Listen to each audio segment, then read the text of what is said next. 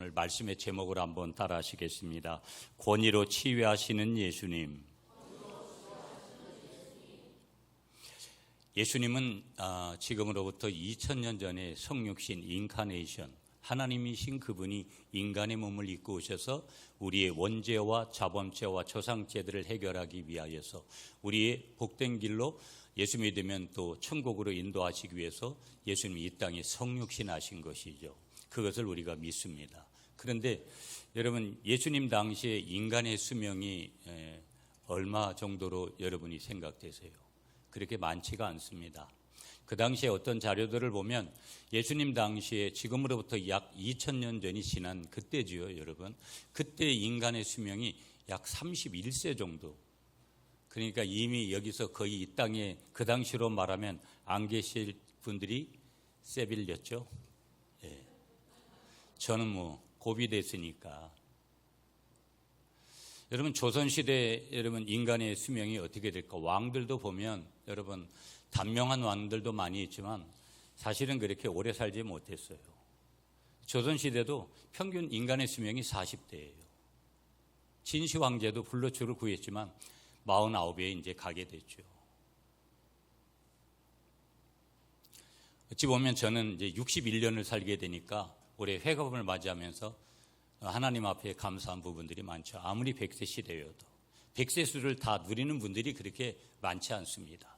마지막 때가 되면 골골하다가 이제 가시는 경우들이 굉장히 많죠.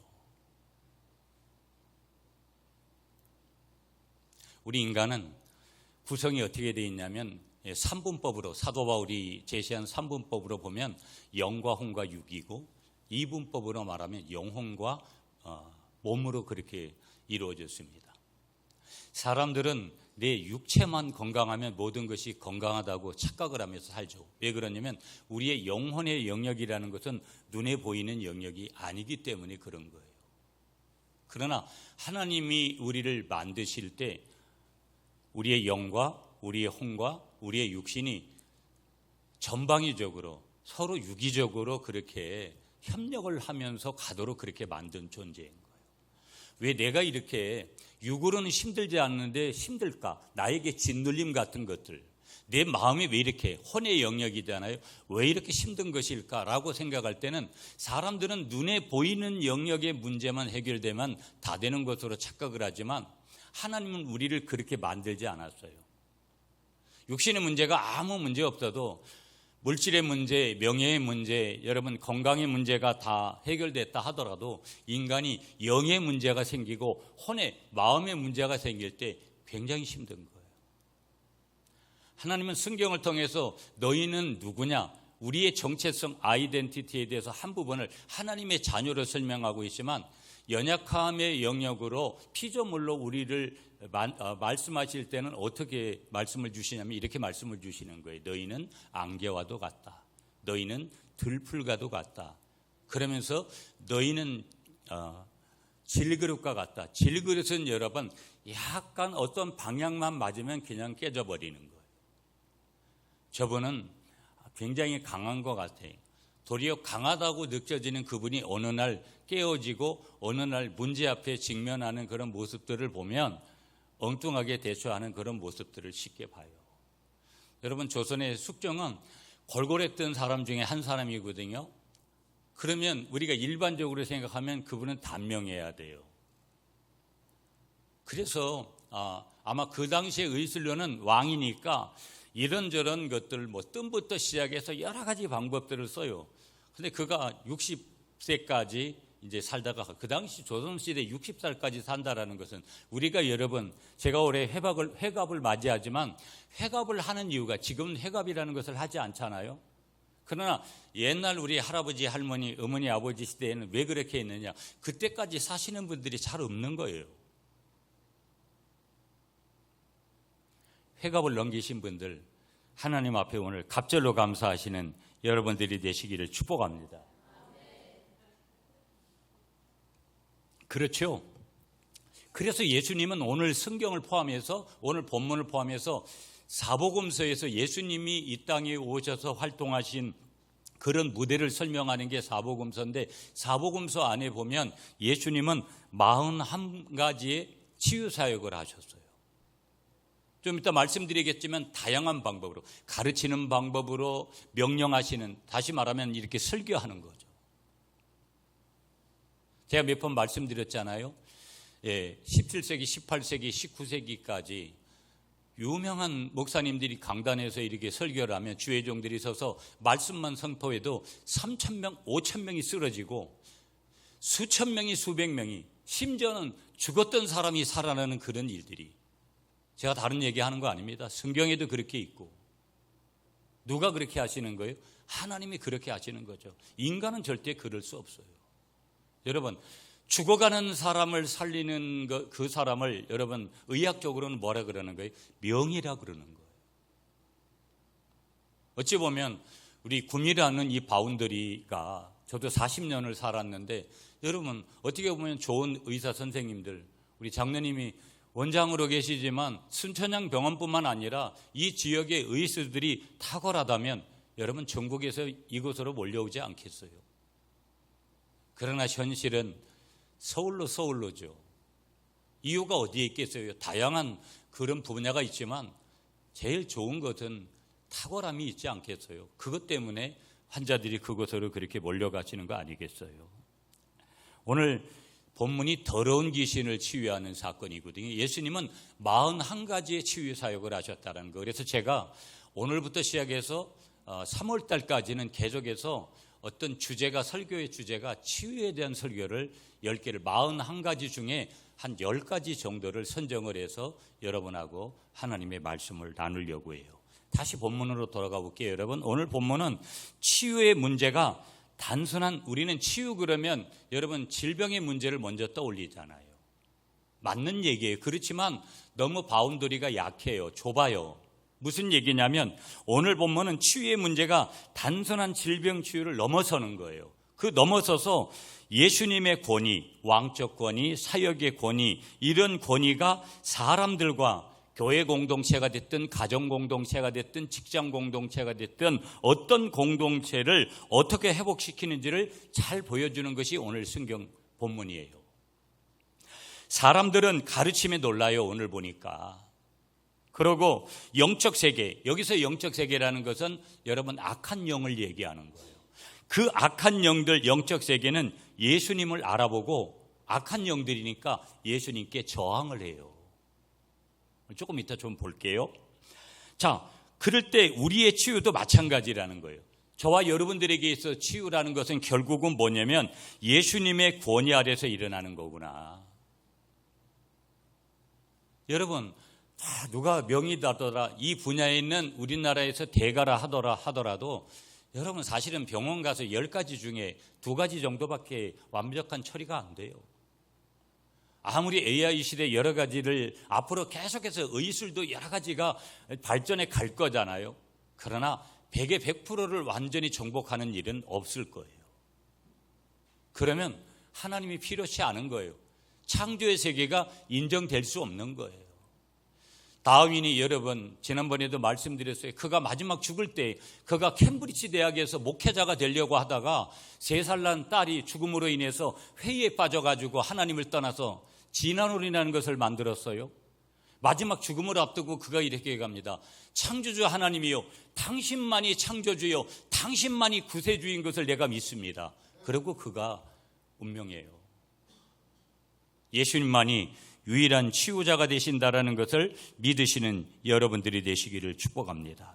그래서 오늘 본문을 보면 예수님의 권위가 드러나는 방식과 그것이 우리의 삶에 치유해 주는 실제적인 적용이 어떤 건지를 오늘 한번 보려고 해요. 자, 오늘 본문의 배경을 좀 설명하면, 짧게 설명은 이런 거예요. 오늘 본문은 예수님의 공생의 초기 사역이면서 예수님께서 이제 갈릴리에서 주로 사역을 하시다가 지금은 어디로 가시냐면 가버나움이라는 곳에 가서 거기 특별히 회당에서 가르치시는 장면이 오늘 본문이에요.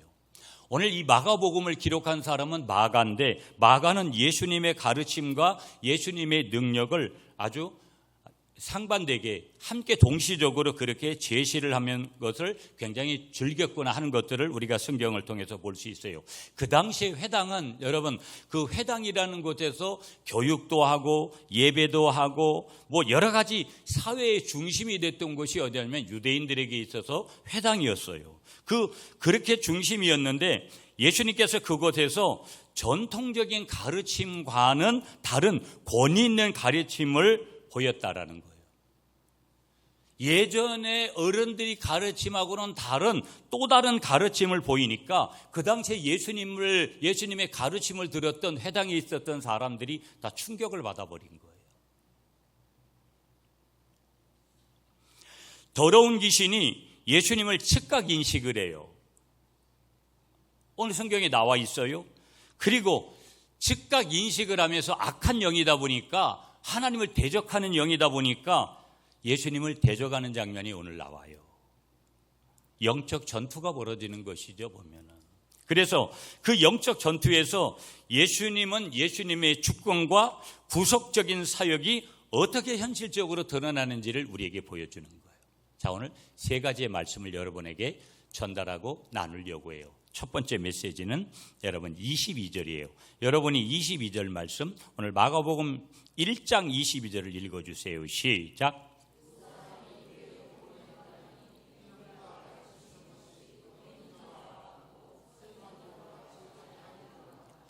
아멘. 자, 보세요, 여러분.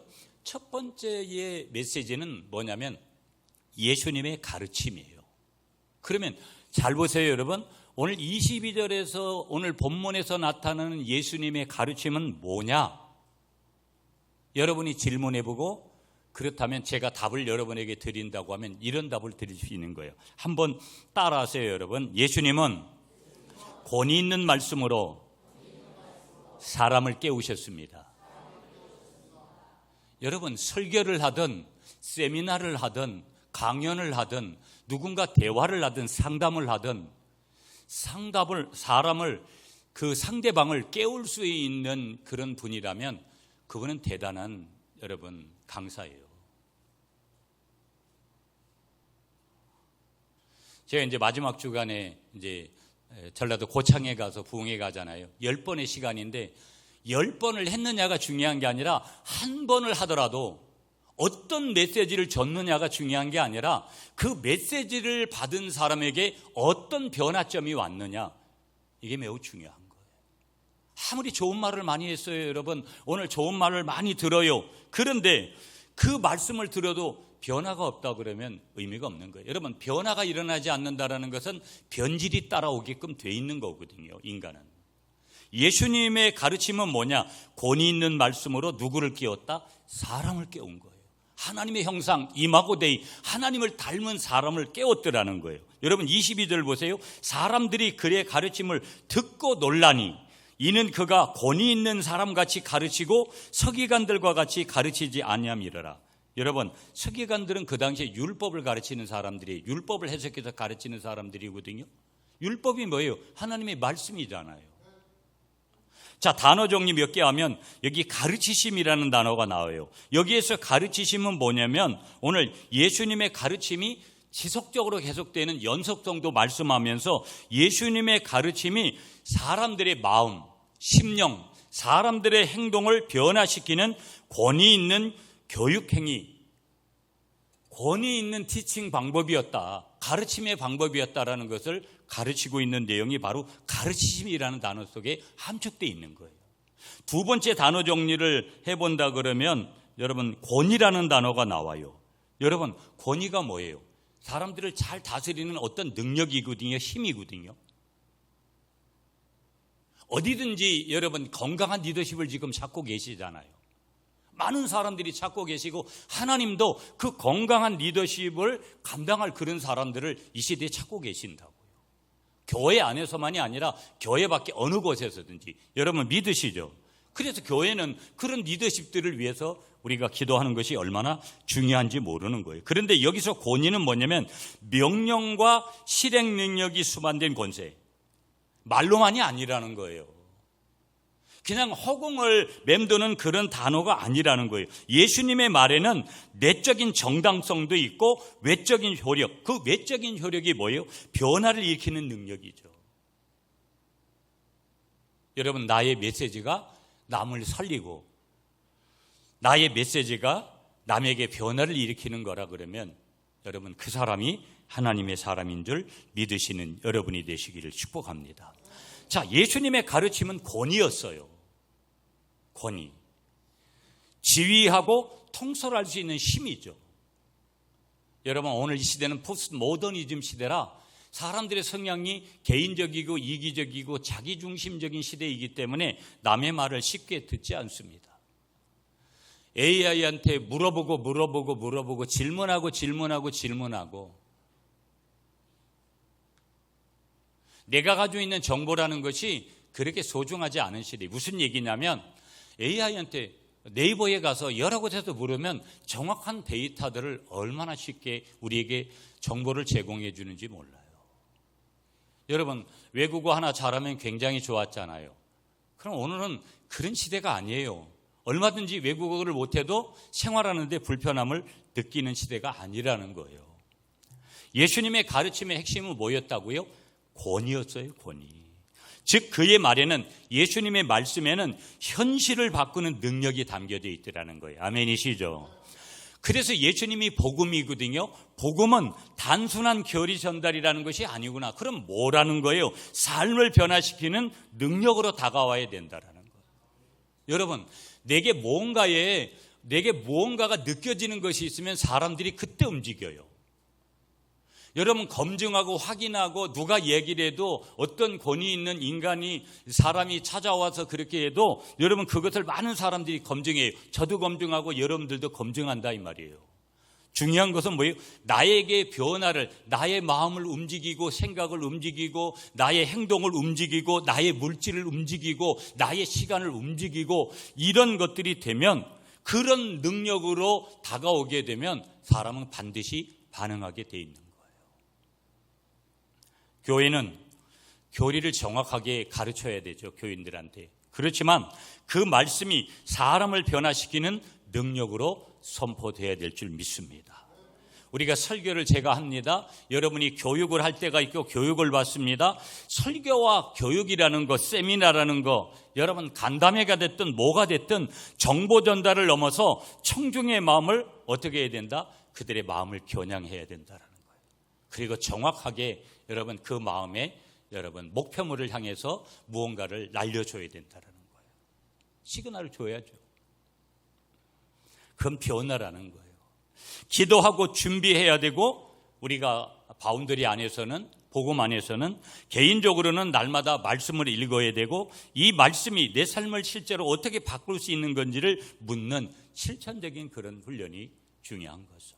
여러분, 많은 이들은 명의를 찾아가고 많은 이들은 실력 있는 분들을, 명예가 있는 분들을 찾아가듯이 우리 예수 믿는 사람들은 예수님, 복음 되신 그분을 찾아가 그분에게 여쭙기를 분명히 잘 해야 되는 존재가 저와 여러분들이라는 것을 믿으시는 여러분 되시기를 축복합니다. 마태복음 7장 29절에 이는 저가 산 사람의 말하는 것 같이 가르치십니다. 예수님의 가르치심이 그렇게 특별했다라는 것을 말씀하고 있는 거죠. 여러분 잘 보세요. 어떤 선생님이 학생에게 물었어요. 어떻게 물었냐면, 넌 왜 숙제 안 했니? 하고. 요즘 숙제 안 해오는 애들 많잖아요. 옛날 같으면 선생님들이 가만히 놔두지 않잖아요. 쭉 패버리잖아요. 그냥 몽둥이 심비라고. 그러니까 무서워서라도 숙제를 해갔는데, 저도 옛날 어릴 때 보면 그런 시절이 많이 떠오르잖아요. 요즘은 애들이 숙제 안 해가요. 학교도 잘 안 가잖아요. 보면 또 워낙 배려가 많고, 옛날 같으면 학교를 그렇게 많이 빠질 수 있습니까? 너무 좋은 시대에 이제 아이들이 학교를 다니는 거죠. 그러니까 선생님이 너 왜 숙제 안 해왔어? 하고 질문을 했는데 이 아이가 이렇게 대답을 했다라는 거예요. 선생님의 권위가 부족해서요. 이렇게 답을 했다라는 거예요. 선생님의 권위가 부족해서요. 여러분, 요즘 학교 선생님들이 어디든지 여러분 권위라는 것들이, 인간의 권위가, 선생님의 권위가, 스승의 권위가 땅에 그냥 처박히려고 합니다. 아버지의 권위가, 어머니의 권위가, 그래서 가정이 어려워지는 거예요. 인간은 여러분 성격 차이로 이혼을 한다. 성격 차이, 성격은 다 다르게 하나님이 만들었는데 뭘 성격 차이 나는 건 당연한 거거든요. 권위의 문제가 잘못된 거예요. 권위가 살아있는 곳은 질서가 있는 거고요. 우선순위가 정확한 거고요. 아멘이시죠? 선생님 권위가 없다라는 걸 학생이 바로 아는 거예요. 그러니까 여러분, 선생님이 제자한테 얻어 터지면서 강단에 서는 시대가 됐잖아요. 옛날 우리 시대 같으면 이게 상상이나 가는 얘기입니까? 뭘 좀 반응을 하세요. 예수님의 가르침이 뭐라고요? 권위 있는 말씀으로 사람을 깨웠다.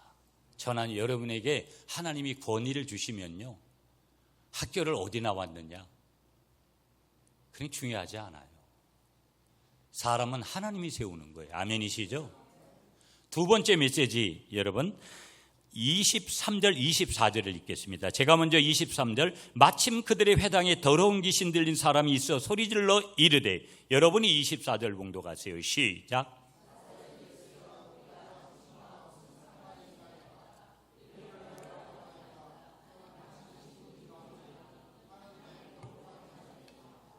아멘. 자, 두 번째로 여러분하고 나눌 내용이 뭐냐면 영적 세계의 반응을 보라는 거예요. 여러분, 지금 오늘 본문의 영적 세계는 악한 영들이에요. 예수님을 대적하고 우리 예수 믿는 그리스도인들을, 크리스찬들을 여러분 대적하는 그런 영을 얘기하는 거예요.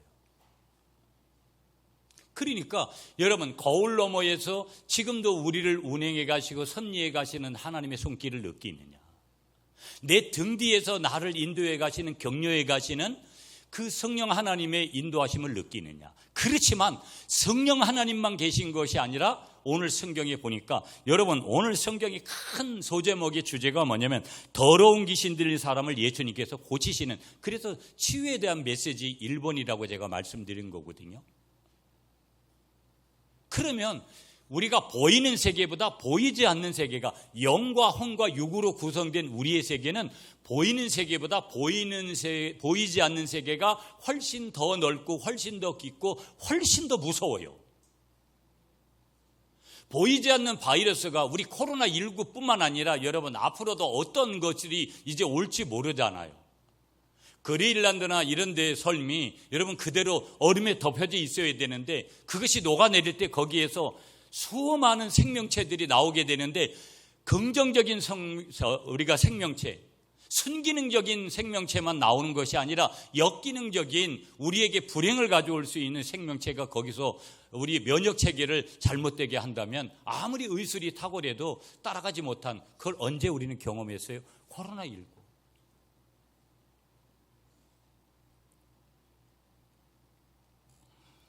저는 그 코로나19를 생각하면 끔찍한 게, 그것 때문에도 어떤 의미에서는 우리 어머니가 이제 천국에 가시게 되는 그런 과정도 있었으니까.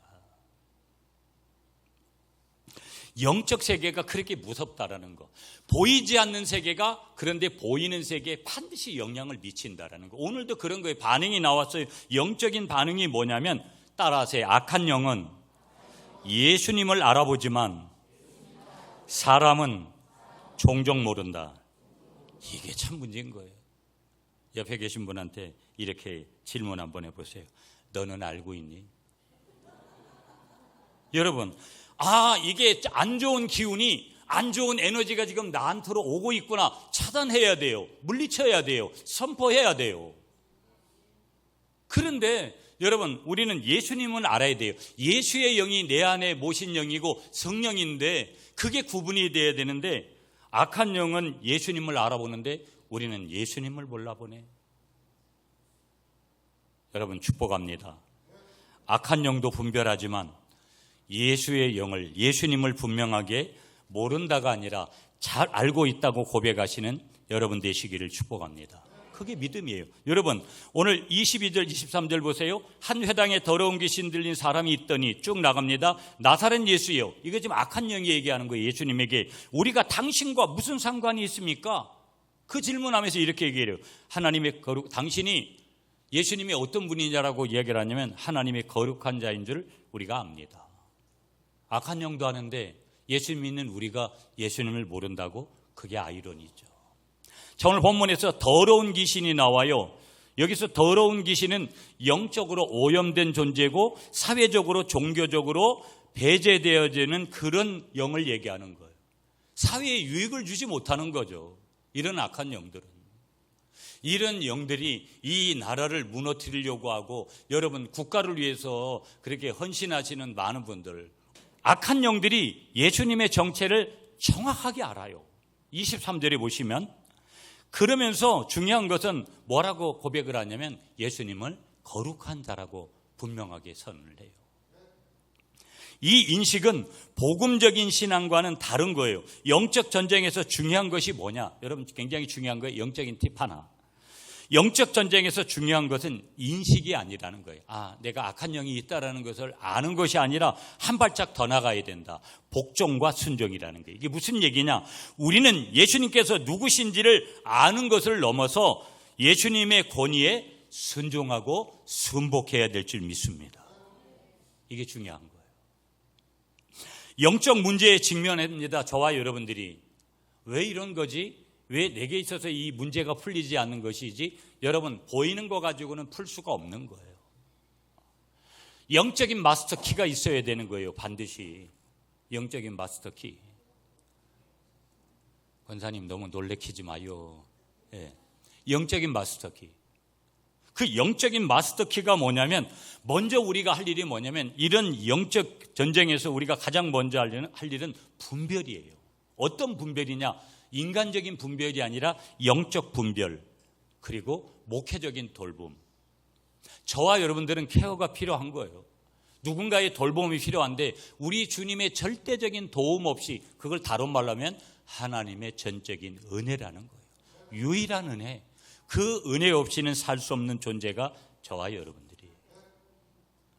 개인적으로 실천적으로는 우리가 예수 믿는 성도이기 때문에 기도해야 되고 말씀 앞에 있어야 되고 누군가를 위해서 중보기도 해야 되고 두려움에 사로잡힐 때 여러분 세상이 너무 화려하기 때문에 두려운 것들이 너무나 많아요.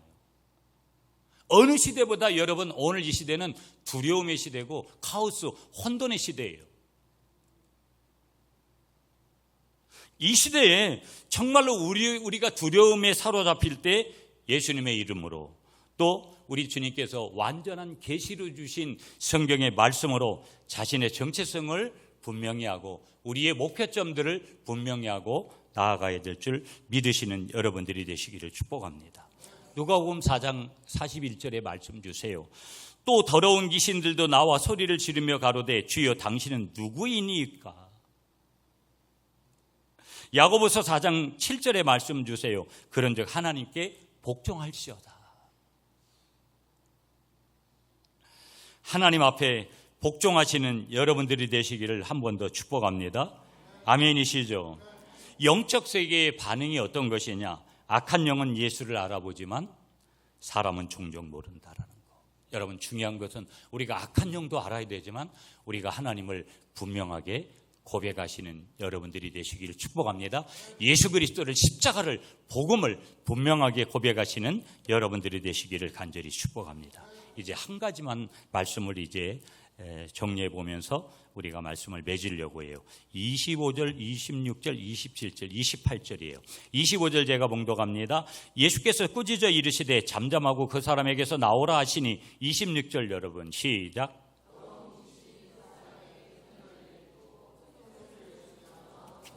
다 놀라 서로 물어 이르되 이는 어찌미뇨 권위 있는 새 교훈이로다. 더러운 귀신들에게 명한즉 순종하는도다 하더라. 28절 여러분이 시작.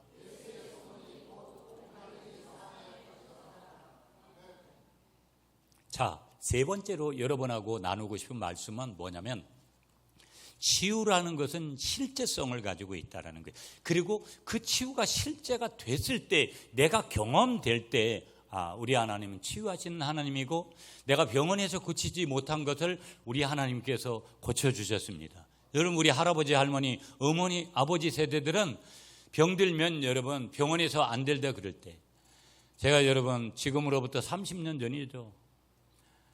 직장생활 다니면서 휴직을 12년 동안 3번 했어요. 그 당시에 여러분 포천에 가면 할렐루야 기도원이라는 유명한 기도원이 있었어요. 거기 가면 병원에서 다 이제 내놓은 분들, 병원에서 안 된다고 하는 분들은 다 거기 와 계셨어요. 제 나이 그때가 25살쯤 됐어요. 말기 암 환자들하고 함께 잠을 자는데 무서워서 도대체 잠을 잘 수가 없어요. 그 암으로 인한 통증 때문에 고통하면서 밤새도록, 여러분 뭐 그게 한두 사람 2인 1실에 있는 게 아니라 단체로 몇십 명씩 막 몇백 명씩 그렇게 잠을 자는데 그 사람들이 한꺼번에 막 신음하는 소리를 내보세요.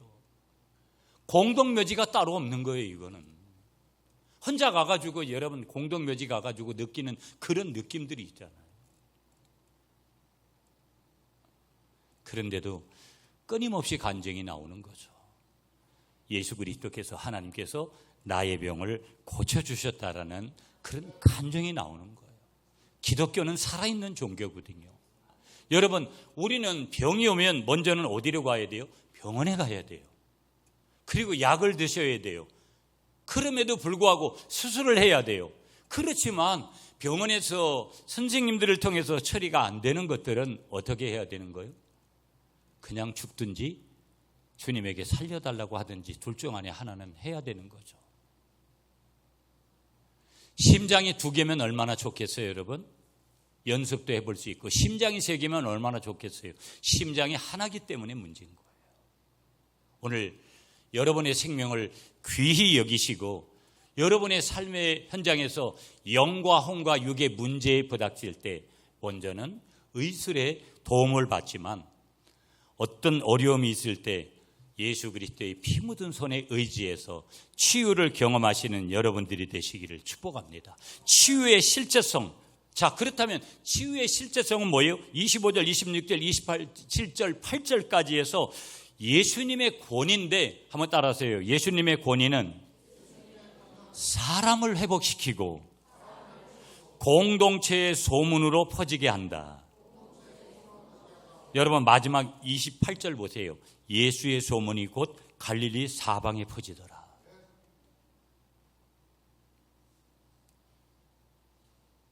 이건 좋은 소문이죠. 생명의 소문이고 사람을 살리는 거예요. 정치, 경제, 사회, 문화만이 아니라 오늘 복음이 한 사람을 살리고 공동체를 살리고 나라와 민족을 살리고 열방을 살리는 귀한 은혜가 있다는 것을 우리에게 말씀하는 거예요. 그래서 우리는 눈 크게 뜨고 뭘 봐야 돼요? 복음 대신 예수님을 봐야 될 줄 믿습니다. 예수님께서 25절에 이하에 보세요. 예수께서 꾸짖어 이르시되 잠잠하고 그 사람에게서 나오라 하시니 사람들이 다 놀라 예수의 소문이 곧 온 지역에 퍼지더라. 28절까지 그 요약된 그런 메시지예요.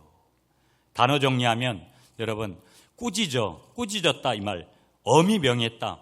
단순한 권고가 아니라 강한 권위의 명령을 지칭하는 거예요.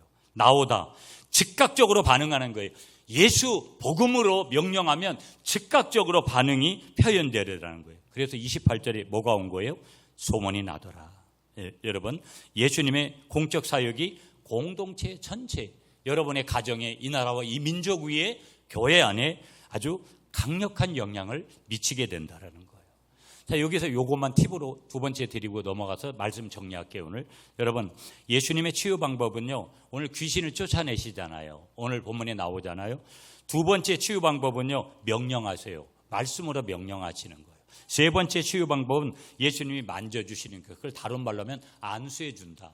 우리 목사님들이 안수하고 하잖아요. 그 만져주심이 바로 안수할 때 치유가 일어나는 거예요. 네 번째 치유는요, 다른 사람의 기도를 통해서. 그러니까 우리가 누군가 우리 가족을 위해서, 누군가 다른 지인들을 위해서 기도해 주는 게 얼마나 중요한지 몰라요. 내가 기도했는데 저 사람이 낫는 거예요. 아이가 기도했는데 유가 낫는 거예요. 유가 기도했는데 아이에게 치유가 임하는 거예요. 이어서 다섯 번째 치유 방법이 뭐냐면 다른 사람의 믿음을 통해서도 치유가 일어나고요.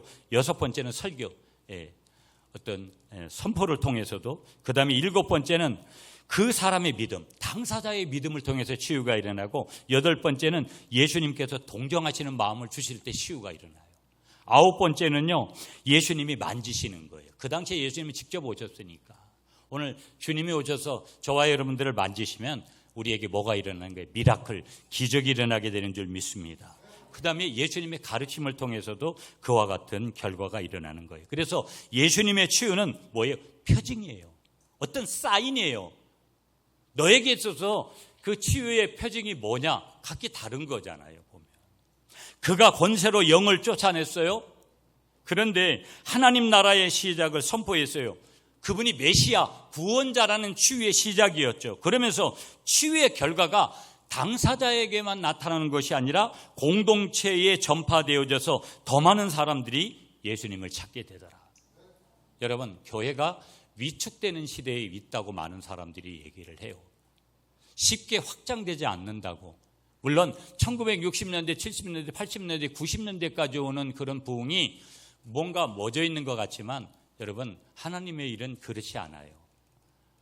복음 앞에 반드시 서 있으면 거기에 표징으로 사인으로 부흥이 교회 아니든 가정이든 어디든 일어나게 된다는 것을 믿으시는 여러분들이 되시기를 축복합니다.